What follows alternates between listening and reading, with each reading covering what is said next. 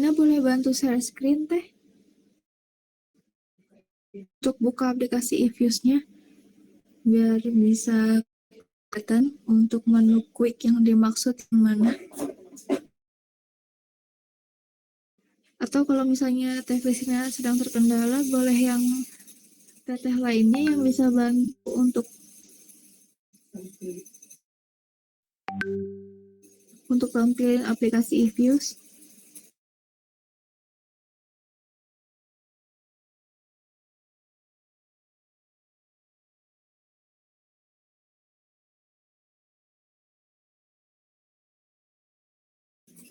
Oke, dilanjut aja teh untuk buka filenya, langsung tampilin model CHAM-nya aja, nggak perlu dijelasin.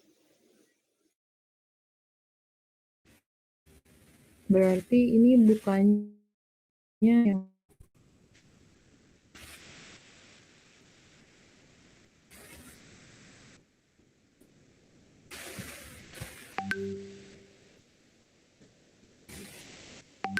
yang ini. Iya, langsung aja di next finish.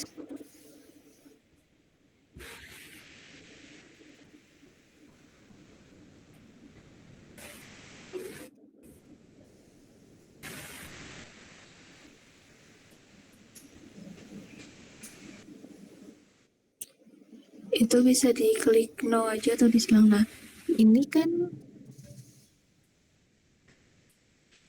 oke, kalau mau langsung buka uji model itu bisa langsung diblok dulu variabel semuanya X sama Y. Klik kanan.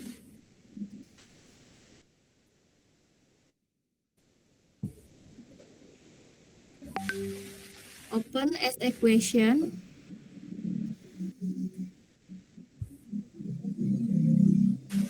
Nah, ininya tolong diinin dulu, dibenerin. Ini dipindahin. Variabel Y sama C. Iya, variabel Y sama C-nya dikedepanin.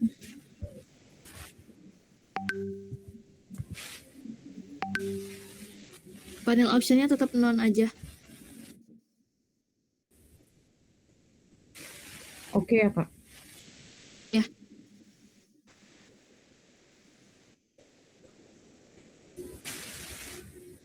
Nah, ini bisa diminimize aja yang di atasnya. Yang biru. Bukan yang biru tadi. Yang biru muda ya sampingnya. Ya. Sebenarnya mau langsung buka tampilan model ini emang enggak, untuk nanti di heteroskedastisitas ini bisa dibuka atau dibiarin dulu juga enggak. Nah, untuk multikolinearitas kita ke quick dulu yang di atas, yang di samping proc ada file, edit, object. Ini aku bisa ini nggak sih? Gambar gitu.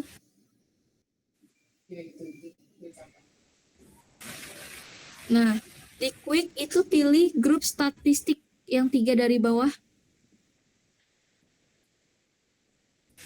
Ya, itu pilih yang korelasi yang nomor 3. Korelasi. Nah, untuk tampilannya, untuk variabel Y-nya dihapus, jadi cukup variabel X aja atau variabel independen.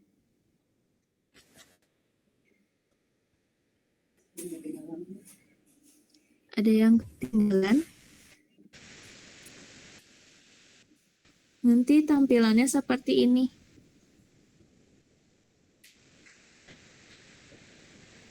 Jadi tadi sebenarnya tanpa harus tampilan model CHAM-nya itu bisa mudah ke uji berikutnya biar kita aja. Nah, untuk caranya tadi kita pilih menu quick terlebih dahulu, lalu pilih yang grup statistik. Nanti dari pilihan grup statistik, pilih yang korelasi. Nanti muncul tampilan keterangan untuk variabel Y-nya dihapus. Jadi cukup variabel X kita saja.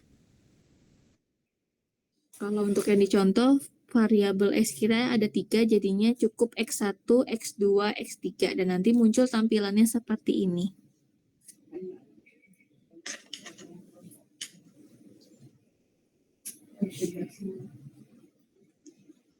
Ada yang ketinggalan?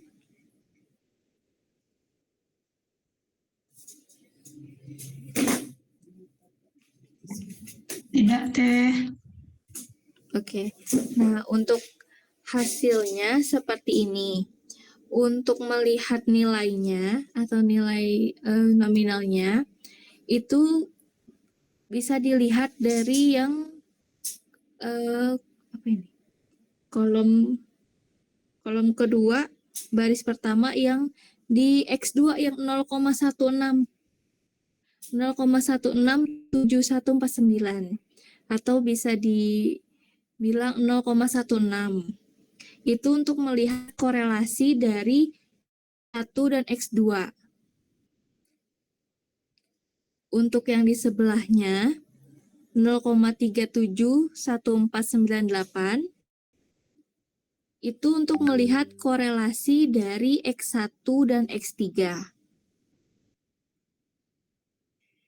Untuk yang di bawah 0,37 yang sebesar 0,365302, yang itu Teh, yang di bawah 0,37 persis.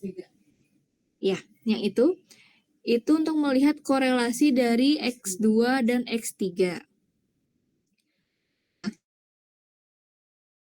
Kolinearitas itu harus atau kurang dari 0,85. Bisa dilihat untuk tadi korelasi X1 dan X2 itu sebesar 0,16, korelasi X1 dan X3 sebesar 0,37, dan korelasi X1 dan X3 sebesar 0,36. Dari ketiga variabel tersebut, nilainya masih di bawah atau kurang dari 0,85. Sehingga dapat disebutkan tidak jadi multikolinearitas atau lolos dari uji multikolinearitas.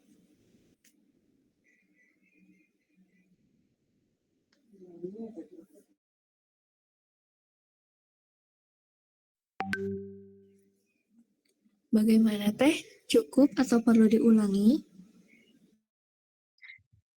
Mau diulang boleh nggak, Teh? Boleh. Untuk caranya atau dari penjelasannya,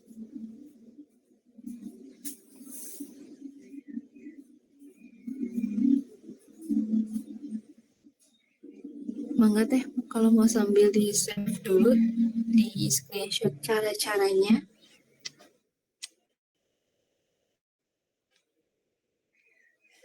Ini uji asumsi klasik untuk uji multikolinearitas.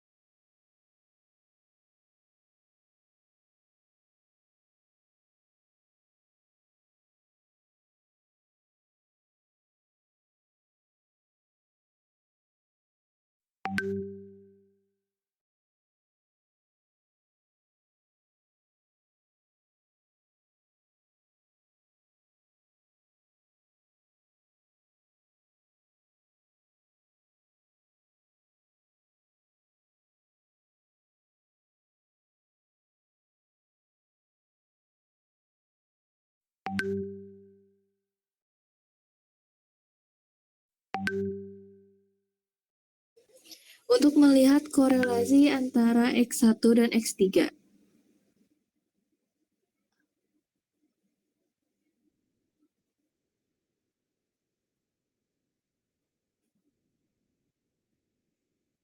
Oke, buat yang terakhir, nilai 0,365302.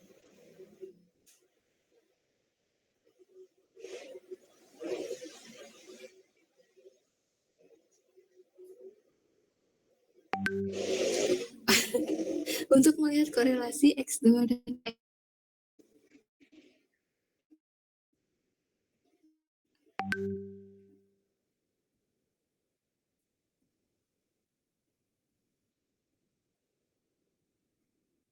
Oke, jadi untuk caranya pilih menu quick yang di paling atas, yang di tampilan e-views. Di bawahnya ada menu file, edit, object view. Itu pilih yang quick.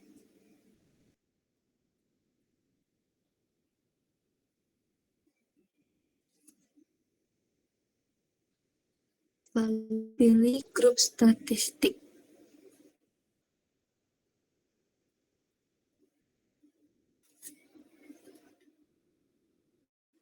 Oke, nanti pilih yang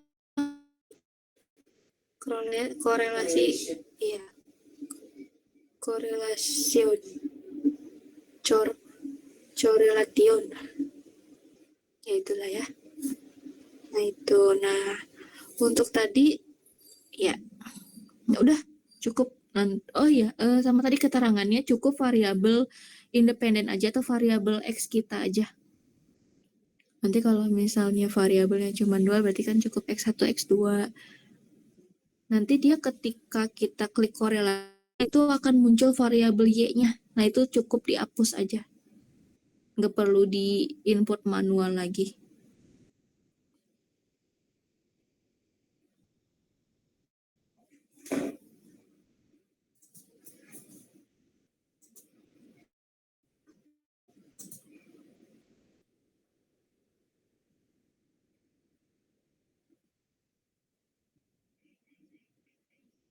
Untuk tadi jangan lupa standarnya nilainya itu kurang dari 0,85.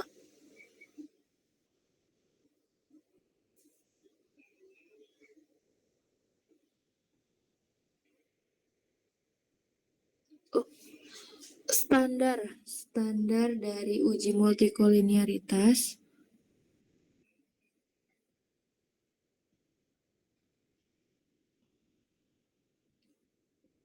Disebut lolos dari uji multikolinearitas jika nilai korelasi kurang dari 0,5. Teh punten ada ralat sedikit untuk keterangannya.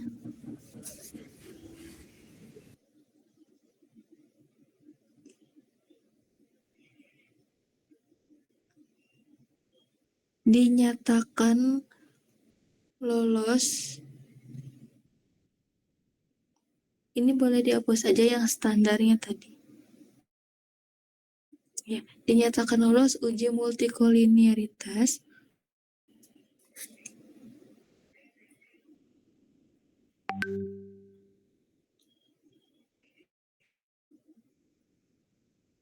ke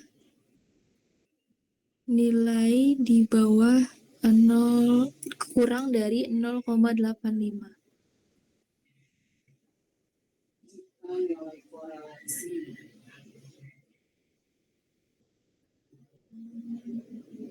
0,85.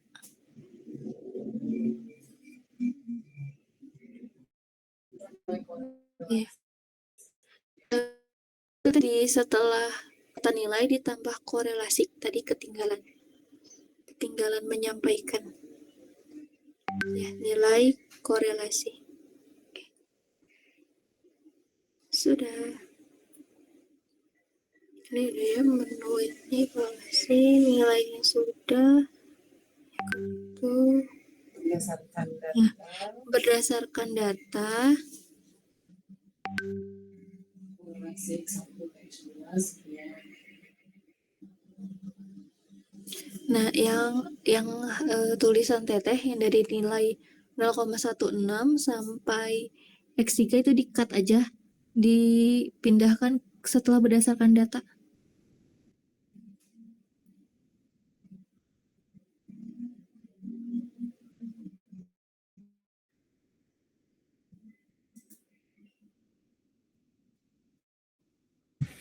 Gimana? Maaf. Punten yang tulisan teteh tadi yang dari nilai 0,16 sampai dan X3 itu di-cut apa sih? Dipindahkan setelah kata Dihapus.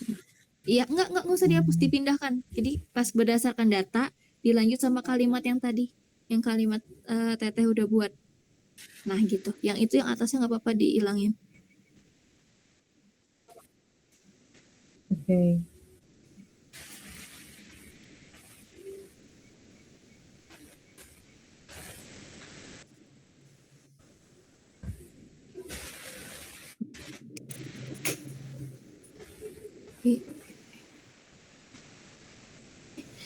Oke, tuh boleh dilanjut untuk setelah X3-nya. Untuk di Word-nya.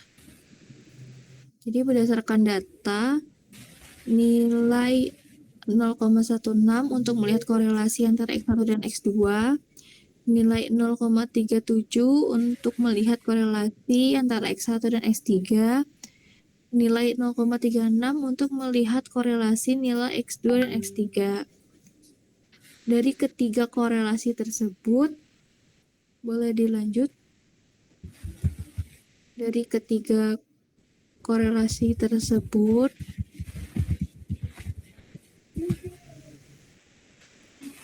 hasilnya kurang dari 0,85.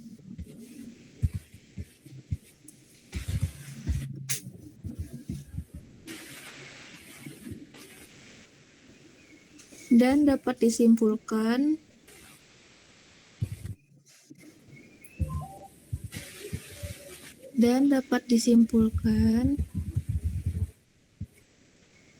tidak terjadi multikolinearitas.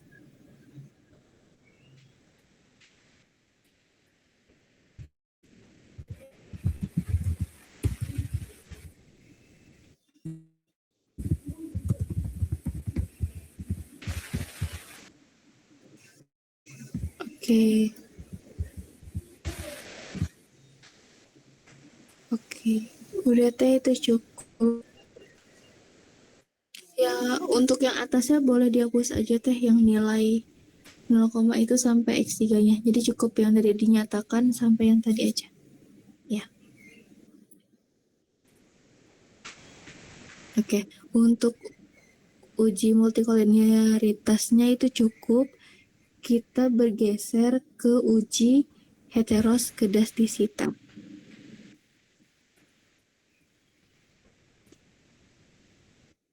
Untuk tampilan dari uji multikolnya nggak apa-apa teh di X aja, biar nanti muncul ketampilan yang model CEM yang tadi.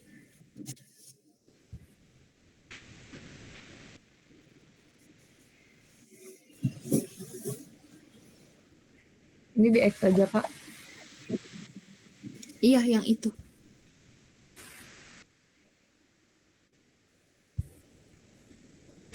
Di delete aja nggak apa-apa ya? Iya, yes, diklik yes aja.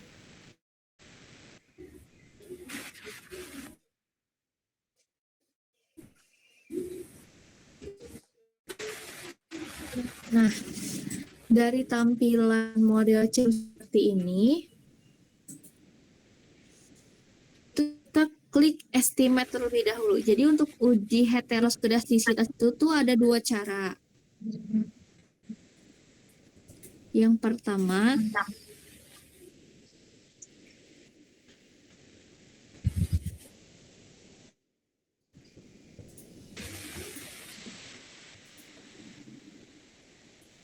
oke, boleh diklik estimate sekali.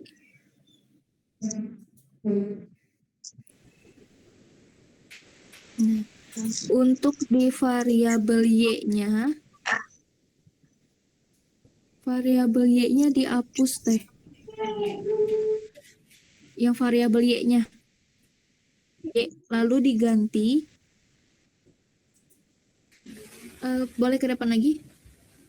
Ini diganti sama ABS, buka kurung,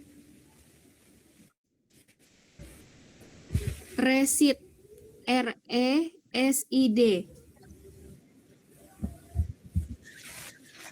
tutup kurung, lalu spasi.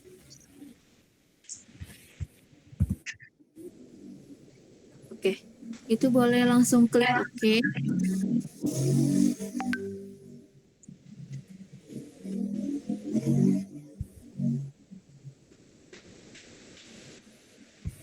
Bentar ya, Kak. Iya. Itu minta tolong di infoin ya, ini cara yang pertama. Iya. Itu cara yang pertama kayak gitu.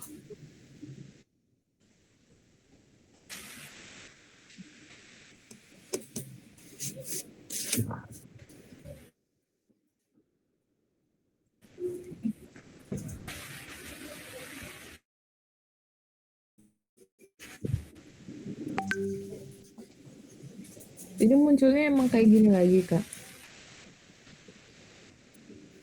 Iya. Nah, jadi untuk cara yang pertama tadi kita di equation estimation-nya itu diganti, untuk y-nya diganti sama tadi yang ABS dalam kurung resid.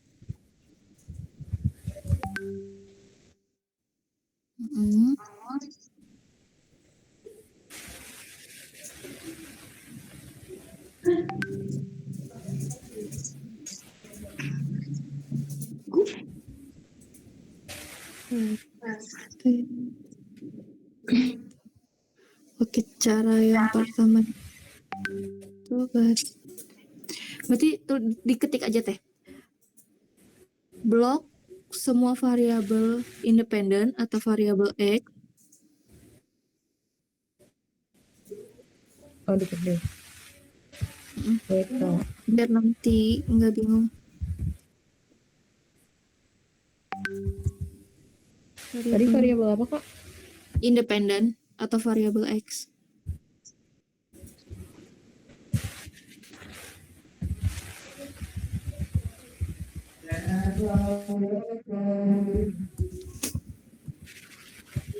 Oke, klik kanan, pilih open.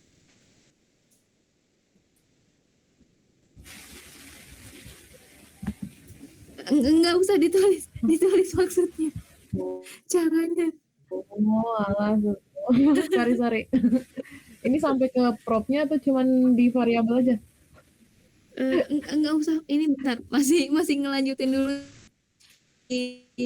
Kan tadi ditulis dulu nih blok semua variabel independen. Masih lanjutannya, diklik kanan, open, pilih as equation, nanti muncul tampilan seperti ini gitu maksudnya. Oh, astaga. takut lupa gimana nih caranya munculin equation estimation gitu. Oh, iya.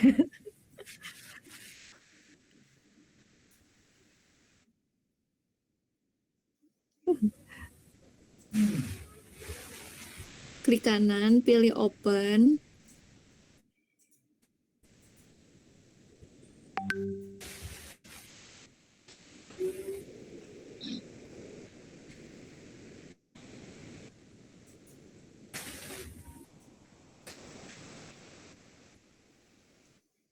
Klik kanan, pilih open.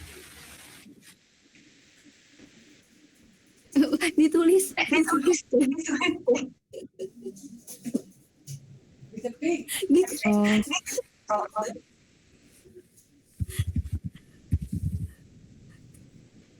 Klik kanan, pilih open.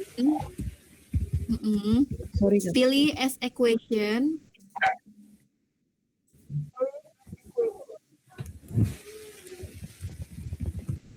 Pilih apa Kak? Sorry. S equation, tulisannya AS equation BC equation. Nanti muncul tampilan seperti yang di atas dari equation estimation.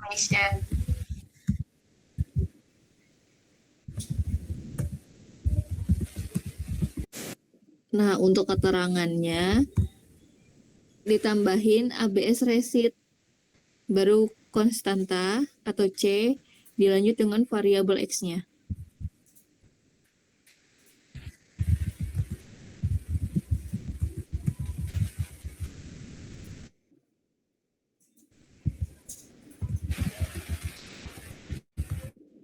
ABS dalam kurung receipt.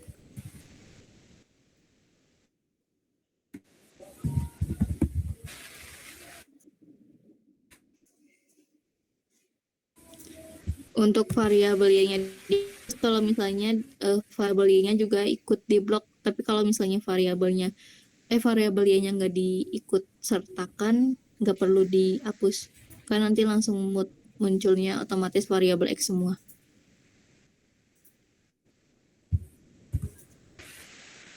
Oke, itu tadi sampai mana? Udah ya. Nah, nanti kan muncul tampilan seperti ini. Sebentar, masih ngetik.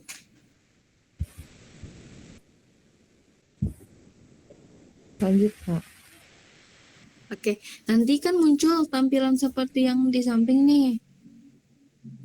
Nah, untuk ngeliat lolos atau tidaknya dari uji heteroskedastisitas dilihat dari nilai probabilitasnya dari masing-masing variabel. Nah, untuk yang lolos itu hanya variabel X1 aja. Untuk ngelihatnya itu harus lebih dari 0,05.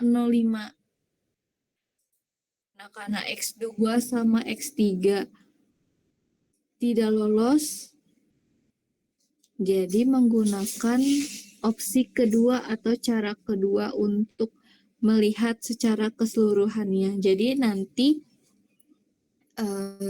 TTTT bisa langsung menggunakan cara kedua aja kalau misalnya cara pertamanya seperti dicontoh kayak kasus yang sekarang ini kan kebetulan cuman hanya X1 aja yang lolos. Dua variabel ini itu kan nggak lolos. Jadi untuk cara yang pertama nggak perlu dilampirkan atau nggak perlu dicoba, langsung aja nanti cara yang keduanya. Tapi nanti boleh juga dilihat dulu kalau misalnya di cara pertama terlihat semua variabel X-nya itu lolos, bisa pakai cara yang pertama, nggak perlu ngelampirin cara yang kedua gitu.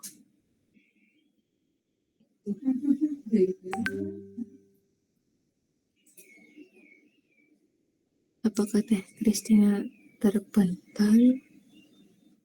Ini ngerti di mana nih? 8 lainnya.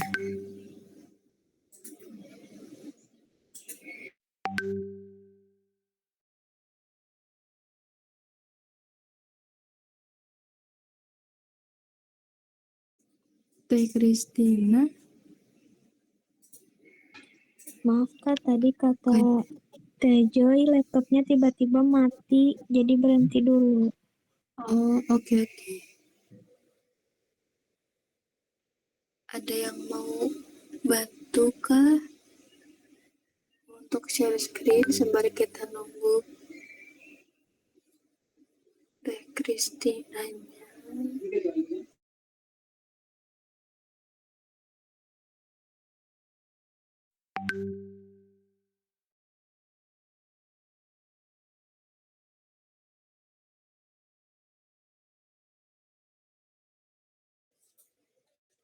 Sebelum Teh Kristina, aku coba ulangin lagi ya. Untuk cara pertama, uji heteroskedastisitas itu diblok semua variabel X-nya. Untuk yang dicontoh ada 3 variabel, jadi cukup cukup blok variabel X1, X2, X3. Lalu diklik kanan, klik open, nanti pilih as equation. Nanti muncul tampilan dari equation estimation. Nanti di keterangannya ditambahin di bagian depannya itu ABS dalam kurung resit, tutup kurung, spasi, C, dilanjut variabel X kita, X1, X2, X3. Jadi untuk di keterangan equation estimation, isinya ABS dalam kurung resit, RESID, tutup kurung, spasi C, spasi X1, X2, X3. Untuk yang dilihat dari probabilitas masing-masing variabel X1, X2, X3 yang dapat dinyatakan lolos uji heteroskedastisitas jika nilai probabilitasnya di atas atau lebih dari 0,05. Dikarenakan hanya X1 yang lolos uji heteros, jadi cara satunya ini nggak perlu digunain. Yang kita gunain pakai cara yang kedua. Tapi nanti untuk di next time, ketika mencoba olah data lagi, boleh dilihat dulu dari cara yang satunya. Apakah dari cara satunya itu hasilnya lolos semua, mangga bisa dilanjut pakai cara yang pertama aja, nggak perlu ngelampirin cara yang kedua, atau mau dua-duanya pakai juga mangga kok. Soalnya kalau yang cara kedua itu yang nampilinnya itu grafiknya, grafik dari hasilnya, bukan muncul hasil kayak 0, sekiannya gitu, nggak muncul kayak gitu. Ini Kristina udah bergabung lagi belum ya?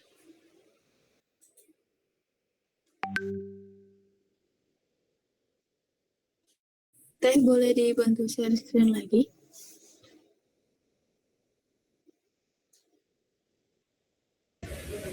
Boleh Kak, tapi ini masih loading dulu sebentar ya. Oke, nggak apa-apa.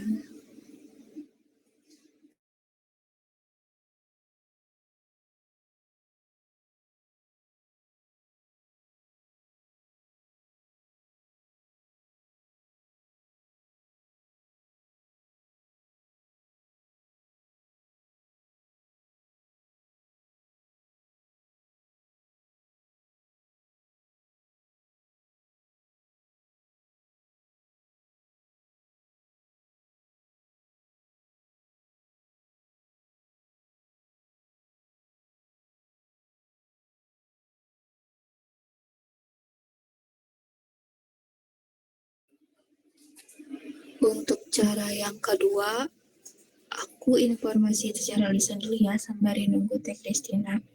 Jadi untuk cara yang kedua itu, kembali lagi ke tampilan estimation equation.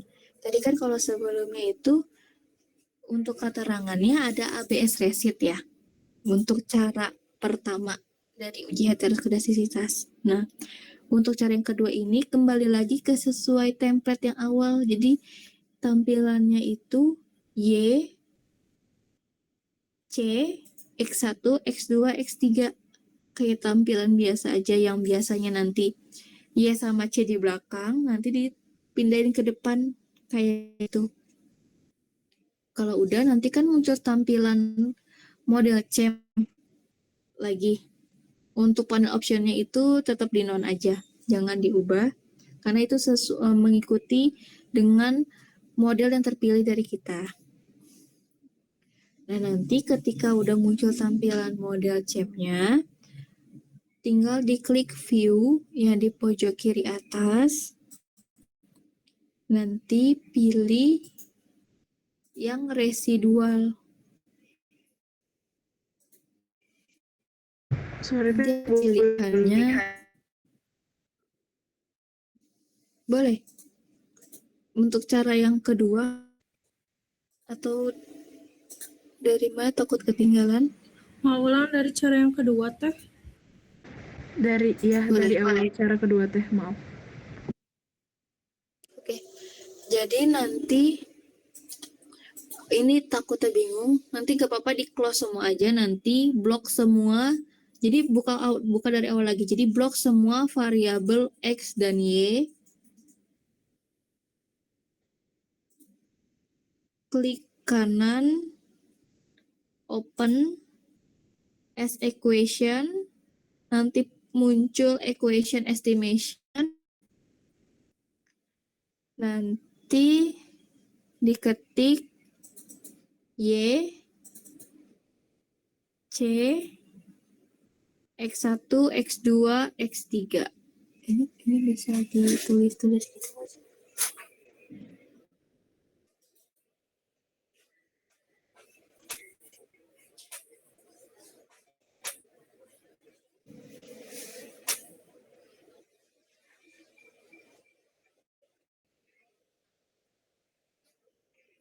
Gimana? Sudah dicatat teh? Ini apa ya?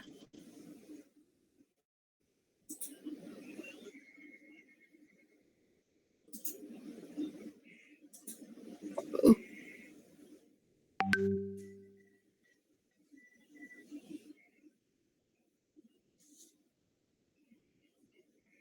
Nah, ini nih.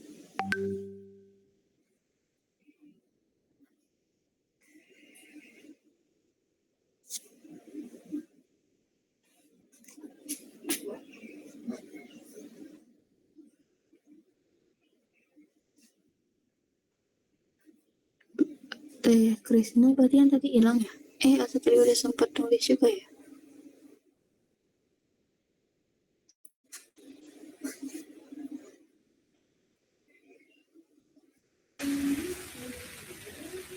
Iya kah hilang? Enggak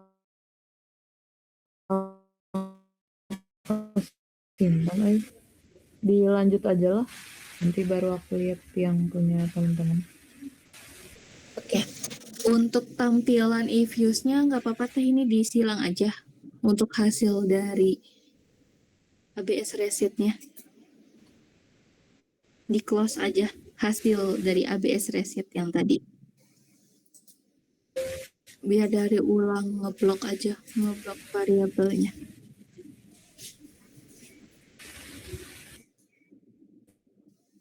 Di blok semua variabel X-nya X aja ya dan Y. tuh. Di bawah juga Y-nya.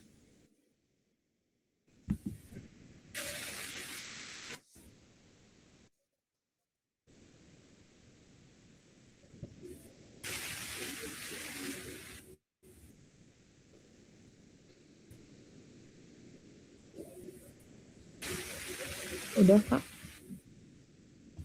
Oke, langsung aja klik kanan open as equation.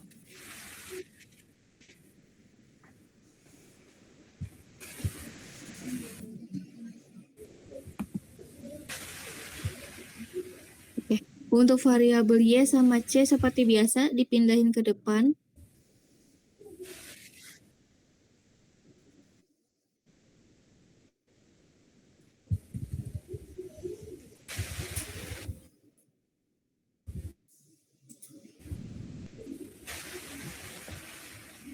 Oke, langsung klik OK aja. Udah.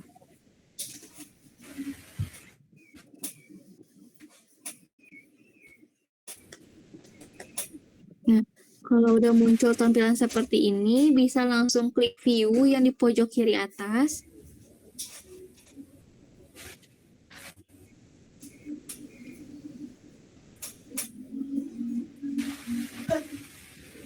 Klik view. Kenapa Ya Kak, sorry. Aku baru Kaget. On battery. iya.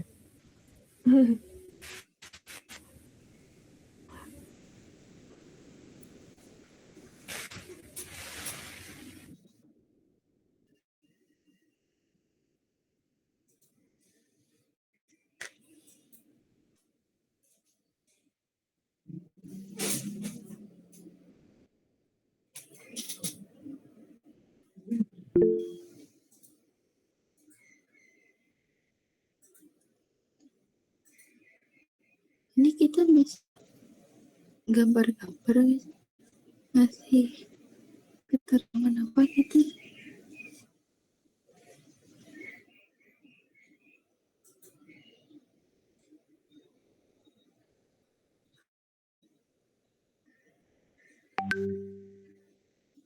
Mencoba. Oh iya.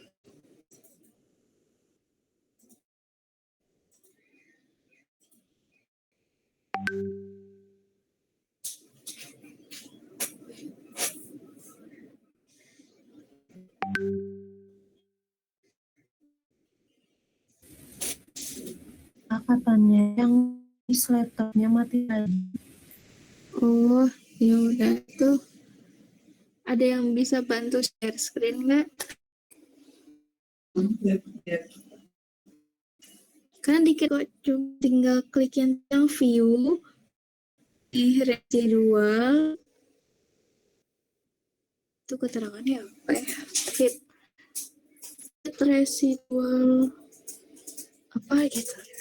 Nanti pilih yang residual grab, nanti muncul grafiknya.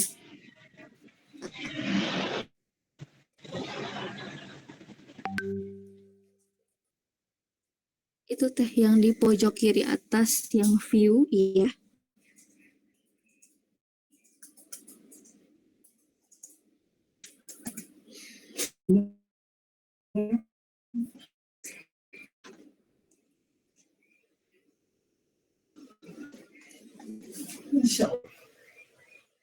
Yang view pojok kiri atas.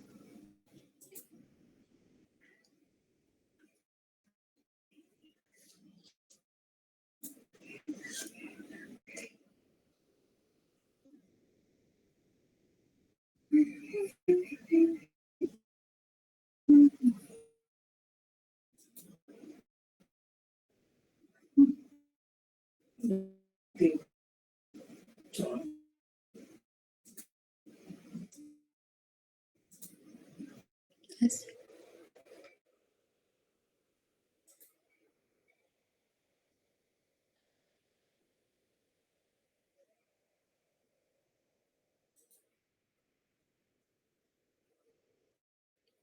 Punten yang nomor 1, 2, 3, 4, 5 yang aktual fit residual.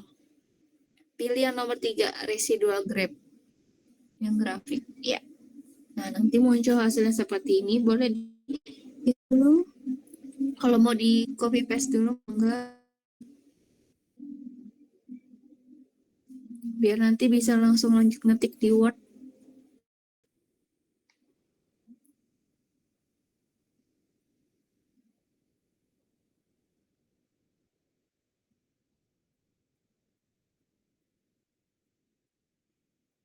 Nah,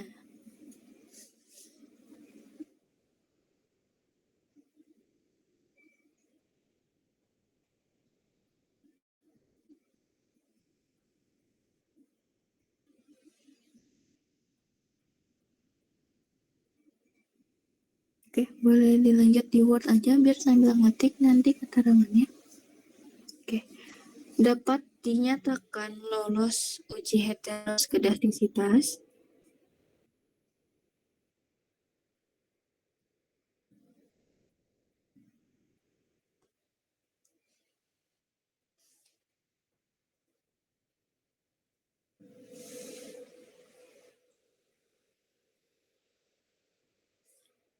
jika hasil masih dalam batas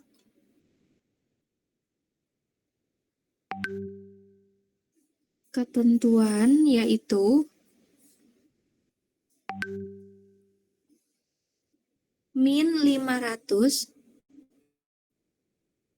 ya sampai 100.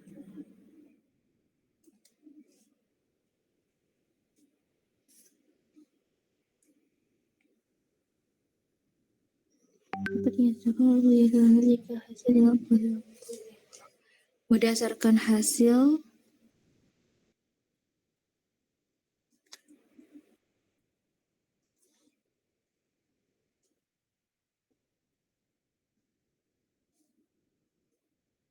batas ketentuan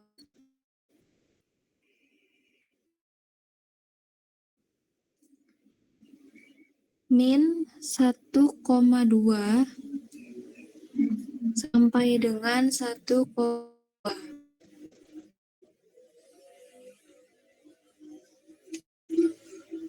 Sudah.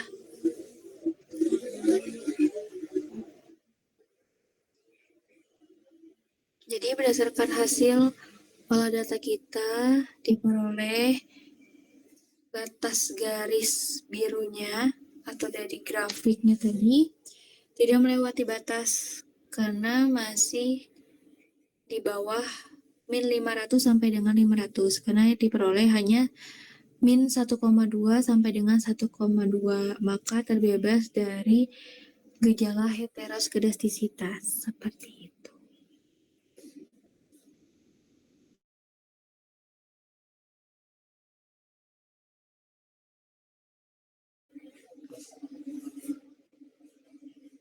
Untuk uji heteroskedastisitasnya sudah selesai. Ada pertanyaan teh? Barangkali yang kelewat?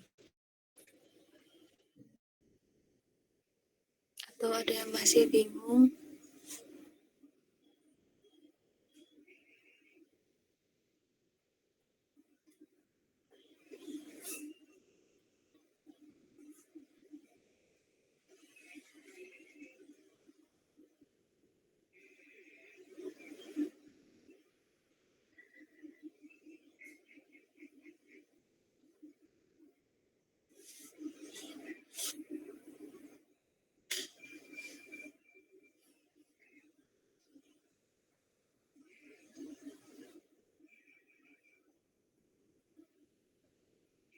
Itunya udah di Word ya? Udah. Jadi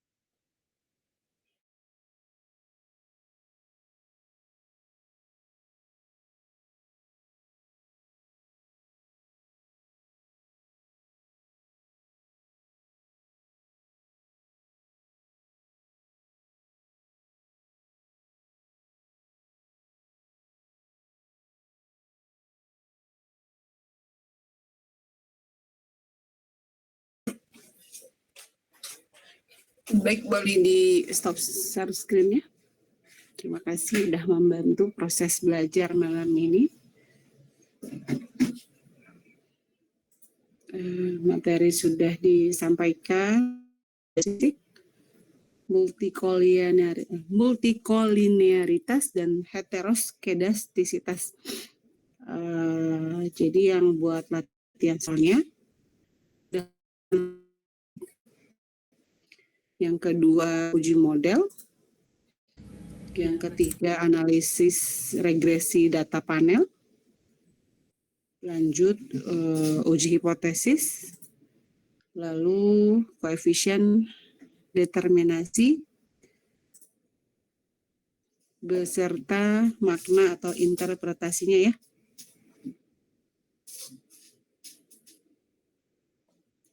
Bisa ala biasa, jadi supaya bisa ya biasakan dirimu.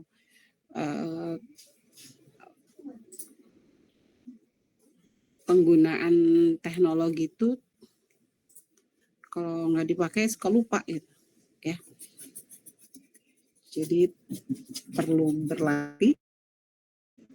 Sekali-sekali Anda ingatkan lagi, memang ada guru dari segala guru ya, tinggal baca textbook atau nonton YouTube untuk mengingatkan kembali.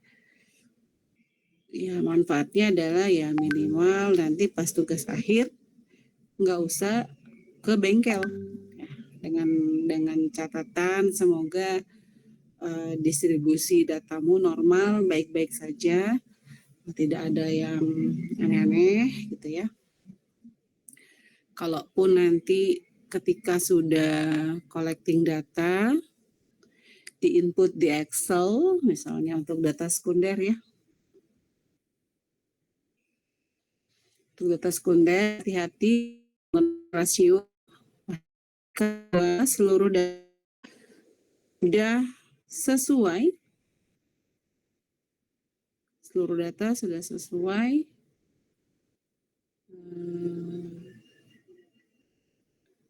Jangan sampai ketika menggunakan data sekunder, misalnya di annual report itu ada jutaan rupiah, data Anda hanya ratusan, jutanya nggak ikut. Jadi sebenarnya bukan 5 juta, misalnya data itu 500 juta, tapi yang di input di Excel 500.000, itu hati-hati ya. Jadi ketika sudah dimasukkan ke dalam rasio, misalnya harusnya rasionya itu